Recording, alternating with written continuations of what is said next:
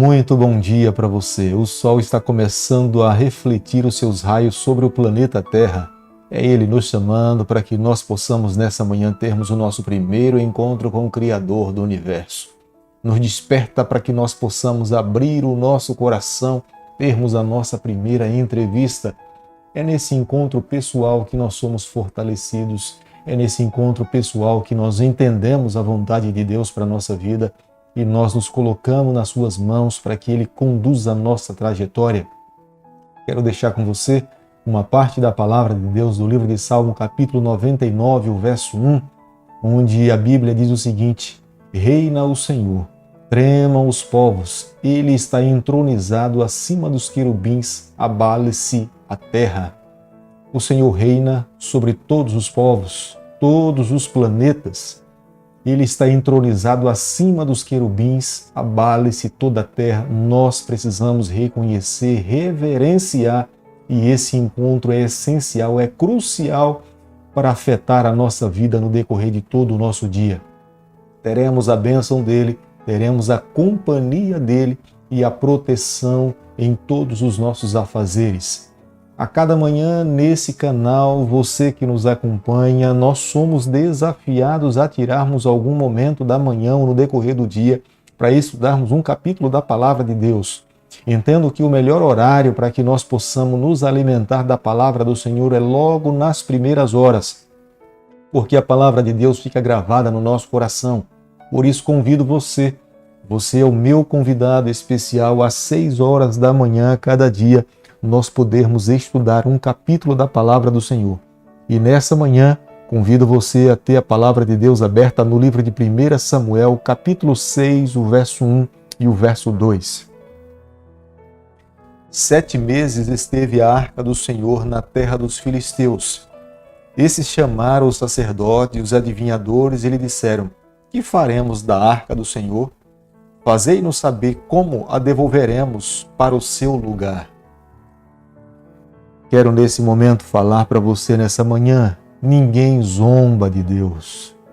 Aquele que por algum momento tentou zombar do Senhor, esse terá que pagar um alto preço. Os israelitas não sabiam o que estavam fazendo ao levar a arca da aliança para estar diante do Deus Dagom, mas eles aprenderam em momentos difíceis na vida, sofrendo a dor na pele, que de Deus não se pode zombar. Aquele que por algum momento tenta menosprezar ou zombar das ações de Deus terá que pagar um alto preço. E foi dessa forma que os filisteus aprenderam a lição. 7 meses a arca do Senhor ficou no território dos filisteus, mas depois, ao reconhecer que eles não poderiam lidar com tamanho poder, eles tomam uma atitude de devolver a arca, porque eles sabiam que manter a arca da aliança entre eles seria destrutivo para todo. Deus não se deixa escarnecer mesmo quando, no episódio dos israelitas, trataram do que era sagrado de uma forma profana, como aconteceu com a arca. Deus não permite que uma nação profane o seu nome, mesmo quando pessoas que são responsáveis para honrar o seu nome não o fizeram, como aconteceu com o seu povo. Deus jamais permite que a sua reputação ou o seu nome possa ser menosprezada. Eis a razão porque os filisteus tomaram 2 vacas, separaram os seus filhos, pegaram um carro novo que não tinha jamais sido usado para nada, colocaram a arca da aliança em cima e devolveram para os israelitas. Nós podemos imaginar como deve ter sido difícil para os filisteus manterem a arca da aliança dentro do seu templo por um período de 7 meses. Eles estavam vivendo momentos difíceis e chegaram ao ponto de terem que imaginar como é que eles iriam devolver a arca da aliança. Uma das formas naquele período que eles entendiam, quando alguém se aproximava de uma autoridade ou de alguma divindade, ele não poderia chegar diante de uma autoridade ou divindade de mãos vazias. Ele deveria ofertar os seus presentes. E foi nessa linha de pensamento que os filisteus confeccionaram 5 tumores de ouro e 5 ratos de ouro e colocaram sobre a arca, e eles devolveram a arca para os israelitas. Mas vale a pena salientar nessa manhã que, embora os filisteus estivessem com boas intenções tentando aplacar a ira de Deus sobre a vida deles, enviando os seus presentes, não era dessa forma que Deus esperava que a sua ira ou a sua mão fosse retirada sobre eles, oferecendo aquele tipo de presente. Nós precisamos nessa manhã pararmos para refletir no seguinte: é Deus que define a forma para expiar a culpa do pecado. Não é qualquer tipo de oferta que nós levamos em direção a Deus que Ele irá receber para nos abençoar ou para que a nossa culpa do pecado possa ser perdoada. Deus estabelece os meios pelos quais nós devemos viver para que o nosso pecado possa ser expiado. Foi na cruz do Calvário que Jesus Cristo se entregou, para que todo aquele que esteja em débito para com Ele possa receber o perdão dos seus pecados. Não existe uma outra forma, não é através de penitência, não é através de sofrimento, mas é através de uma entrega de um coração a Deus, de uma vida de arrependimento, de uma vida de confissão, é que nós recebemos o perdão dos nossos pecados. Os filisteus, com boas intenções, imaginavam que oferecendo ratos e tumores de ouro, eles poderiam receber o perdão do erro que eles tinham cometido. Os filisteus, eles conheciam a história do povo hebreu. Eles sabiam que com mão poderosa Deus os livrou do cativeiro do Egito.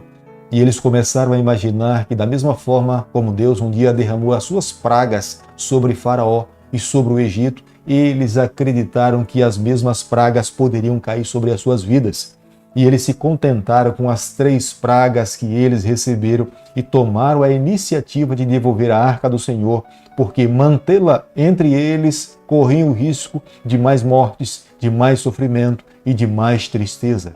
Os filisteus separaram 2 vacas, confeccionaram um carro, colocaram a arca da aliança em cima e dentro do cofre colocaram os tumores de ouro e os ratos de ouros. Eles sabiam que não poderiam manter a arca da aliança entre eles, mas havia uma dúvida no coração. Se o carro voltasse em direção a Bet-Semes, que era o território dos israelitas, eles entenderiam que o mal que tinha acontecido com eles, de fato, era Deus que tinha trazido aquele sofrimento sobre as suas vidas. Mas se o carro de boi ficasse perambulando pelo meio do caminho e tomasse um outro destino, o mal que tinha vindo sobre as suas vidas seria de uma forma casual e não o Deus de Israel. Só que aconteceu o que de fato já estava previsto. Os anjos do Senhor conduziram a arca da aliança, aquele carro de boi, até o território dos israelitas. Embora os príncipes dos filisteus acompanhassem para ver o desfecho final, mas ficaram boquiabertos em saber que a mão de Deus estava sobre a arca, sobre aqueles animais, e as vacas conduziram a arca da aliança diretamente para o território israelita, a cidade de Bet-Semes. Os filisteus eram adoradores de vários deuses. Eles adoravam os astros celestes. Os filisteus olhavam para o Deus de Israel como sendo apenas mais um ingrediente na sua lista de adoração.